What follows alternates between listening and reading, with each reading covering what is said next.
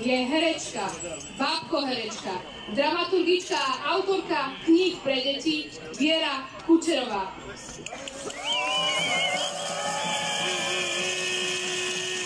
Milí priatelia, Banskobystričania, drahí krajania bez rozdielu národnosti.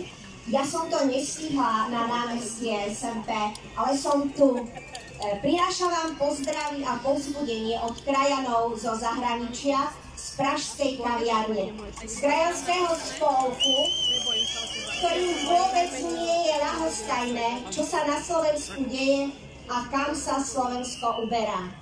Prinášam pozdravy a podporu od ľudí, ktorí sa snažia byť dobrými vyslancami svojho rodného kraja a prinášajú na Slovensko to, čo sa v zahraničí naučili. Ja pochádzam zo stredného Slovenska, študovala som vo Zvolene, aj v Banskej Bystrici a skončila som Akadémiu muzických umení v Prahe.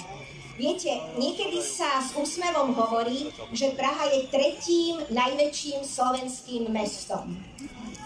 Praha bola aj mojím hlavným mestom, v ktorom som sa zo dňa na deň pred 32 rokmi stala národnostnou menšinou. A nikto sa ma nepýtal, či chcem. Ale hranice, lásku k domovine ani k slobode nevymedzia.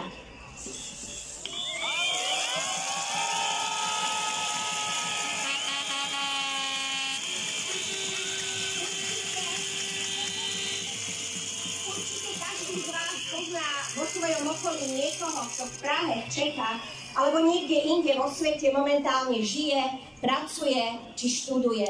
A nie sú to cudzinci a tiež majú právo vyjadriť svoj názor. Zo zahraničia samozrejme sledujeme, ako sa Slovensko ocitá na križovatke budúceho smerovania a naozaj nám to nie je jedno. Konflikt o tom, kde žijeme a aké hodnoty budeme brániť, je tu. Prežívame silnú nádej, ktorá dokáže motivovať a spájať. Aj my, Slováci v zahraničí z pražskej kaviarne, sme srdcom doma. Aj keď nás rozdeľujú hranice, naozaj sme s vami.